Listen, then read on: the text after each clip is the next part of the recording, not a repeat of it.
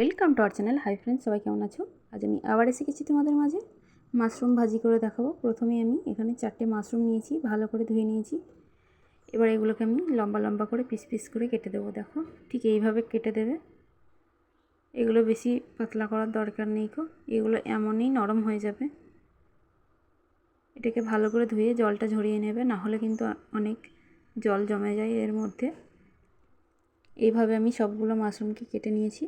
এবার আমি একটা বড় সাইজের পেঁয়াজ কিনে নেব, এটাকেও আমি পিস পিস করে কেটে নেব। আর তোমাদেরকে কিছু কথা বলে নিই, যারা আমার চ্যানেলে নতুন আছো তারা অবশ্যই আমার চ্যানেলটাকে সাবস্ক্রাইব করে পাশে থাকা বেল আইকনটা প্রেস করে দেবে, যাতে করে সবার আগে তোমাদের কাছে আমার ভিডিও নোটিফিকেশনগুলো পৌঁছে যায়। আর যারা আমার সাবস্ক্রাইবার আছো তাদেরকে অসংখ্য ধন্যবাদ। আর যারা আমার ভিডিওটা ফেসবুক থেকে দেখছো তারা অবশ্যই আমার পেজটাকে ফলো করে নেবে। আর অবশ্যই লাইক কমেন্ট শেয়ার করবে। দেখো, আমি এখানে রসুনগুলোকেও কুচিয়ে নিলাম। এবার আমি এখানে 2টো কাঁচা লঙ্কাকেও কুচি করে নিচ্ছি।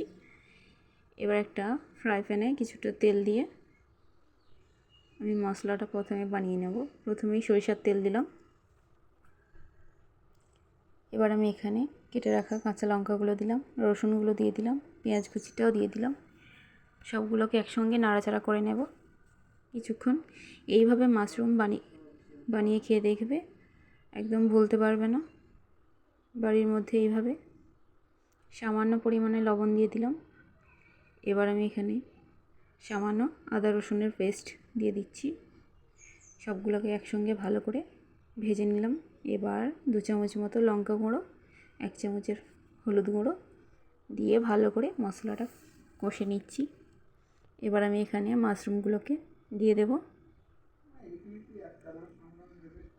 এইভাবে বাড়িতে মাশরুম বানিয়ে খেয়ে দেখবে, অনেক টেস্টি হয়।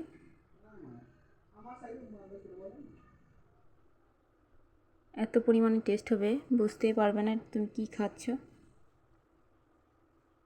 এর মধ্যে কোনো জল দেওয়া লাগে না, কারণ এটা ভালো করে জল দিয়ে ধুলে এমনিতেই এর ভেতর থেকে কিছুটা জল বেরিয়ে আসে। তাই আমি জলটাকে একটু শুকনো শুকনো করে নেব। আমার জলটা একটু শুকনো হয়ে গেলে আমি রেসিপিটা প্লেটে সার্ভ করে দেব। ভালো লাগলে অবশ্যই লাইক কমেন্ট শেয়ার করবে। Thank you so much everyone.